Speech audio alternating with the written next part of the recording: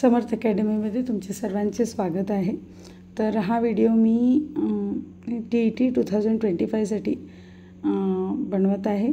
तर तुम्हाला नक्कीच या व्हिडिओचा खूप फायदा होईल, तर नक्की बघा। व्हिडिओ आवडला असेल तर लाईक, शेअर आणि सबस्क्राईब चॅनलला नक्की करा।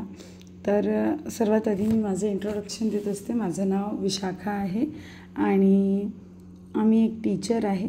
माझं TET आणि CTET मी ऑलरेडी क्लिअर केलेलं आहे आणि हे व्हिडिओ बनवण्याचा एकच उद्देश आहे, तर माझे जे मित्रमैत्रिणी आहे जे टीचर बनू इच्छिते आणि ज्यांची इच्छा आहे की त्यांनी TET 2025 पास करावी, त्यांच्यासाठी हा व्हिडिओ खास बनवलेला आहे। तुम्ही बघू शकता की रात्रीच्या 12 वाजता मी हा व्हिडिओ बनवत आहे।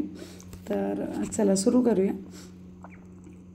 समर्थ अकॅडमीमध्ये एकदा तुमचे पुन्हा स्वागत करते।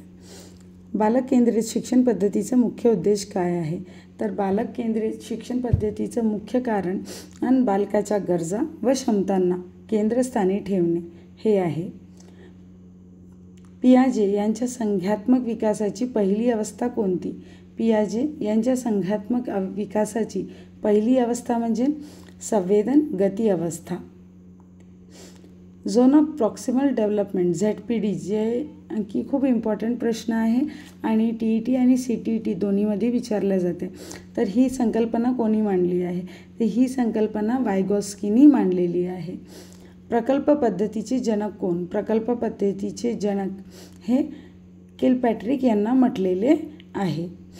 शिकणे म्हणजे अनुभवातून झालेला कायमस्वरूपी बदल असे कोणी म्हटलेले आहे?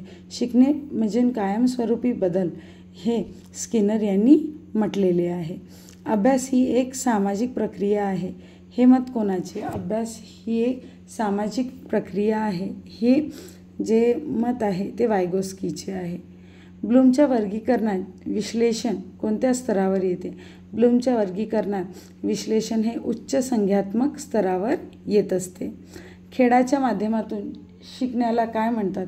खेळाच्या माध्यमातून शिकण्याला खेळ पद्धती म्हणतात। गटकार्य विद्यार्थ्यांमध्ये कोणत्या कौशल्याचा विकास करते? गटकार्य विद्यार्थ्यांमध्ये सहकार्य व नेतृत्व या कौशल्याचा विकास करत असते। स्किनरचा ऑपरेंट कंडिशनिंग सिद्धांत कोणावर आधारित आहे?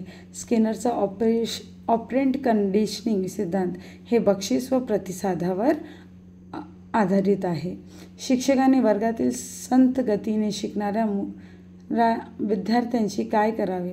त्यांना अतिरिक्त मार्गदर्शन करणे हे आवश्यक असते। स्व-अनुशासन विकसित करण्यासाठी सर्वोत्तम मार्ग कोणता? स्व-अनुशासन विकसित करण्यासाठी सर्वोत्तम मार्ग म्हणजे विद्यार्थ्यांना जबाबदारी देणे। वायगॉस्की यांच्या मते शिक्षण कशाद्वारे होते? वायगॉस्की यांच्या मते शिक्षण कशाद्वारे होते? तर सामाजिक परस्पर क्रिया यांच्याद्वारे होत असते। फीडबॅक प्रतिसाद शिक्षण प्रक्रियेत हा महत्त्वाचा आहे। का बरं महत्त्वाचा आहे? तर फीडबॅक हा महत्त्वाचा असण्याचं कारण म्हणजे विद्यार्थी योग्य दिशेने जात आहे की हे समजण्यासाठी आपल्याला फीडबॅक केले हे अत्यंत महत्त्वाचे असते। संकल्पनात्मक नकाशा कन्सेप्ट मॅप कशासाठी उपयुक्त आहे? तर कन्सेप्ट मॅप हे स्मरणशक्ती वाढवण्यासाठी खूप जास्त उपयुक्त आहे, खूप जास्त युजफुल आहे। सहकार्यात्मक शिक्षण कोऑपरेटिव्ह लर्निंग याचे मुख्य उद्दिष्ट काय? तर एकमेकाशी सहयोग वाढवणे। बालक जन्मतःच सक्रिय असते हे मत कोणाचे आहे? बालक जन्मतःच सक्रिय आहे हे मत पियाजेचे आहे। मूल्यमापनाचा मुख्य उद्देश काय? मूल्यमापनाचा मुख्य उद्देश म्हणजे विद्यार्थ्याची प्रगतीचे मापन करणे। शिक्षकाने विद्यार्थ्यांच्या वेगवेगळ्या शिक्षणाच्या शैली ओळखणे का महत्त्वाचे आहे? कारण प्रत्येक विद्यार्थ्याला योग्य मार्गदर्शन देण्यासाठी हे महत्त्वाचे असते। बालक मानसशास्त्र शिक्षकाला का महत्त्वाचे आहे?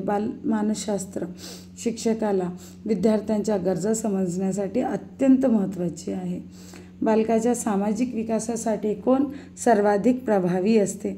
तर घर व समाज हे सर्वाधिक प्रभावी असते बालकाच्या सामाजिक विकासासाठी। ब्रुनर यांच्या मते शिकण्याची 3 टप्पे कोणती? ब्रुनर यांच्या मते शिकण्याची 3 टप्पे म्हणजे संवेदन, प्रतिमा आणि प्रतिकात्मक. हे 3 टप्पे अत्यंत महत्त्वाचे आहे. कोणाच्या मते? ब्रुनरच्या मते. निकट विकास क्षेत्र ZPD मध्ये शिक्षकाची भूमिका काय असते? तर ZPD यामध्ये शिक्षकाची भूमिका जी आहे ते मार्गदर्शक असते. वर्ग व्यवस्थापनाचे मुख्य उद्दिष्ट काय? वर्ग व्यवस्थापनाचे मुख्य उद्दिष्ट म्हणजे प्रभावी शिक्षणासाठी योग्य वातावरण तयार करणे. TET परीक्षेत शैक्षणिक मानसशास्त्र का महत्त्वाचे आहे?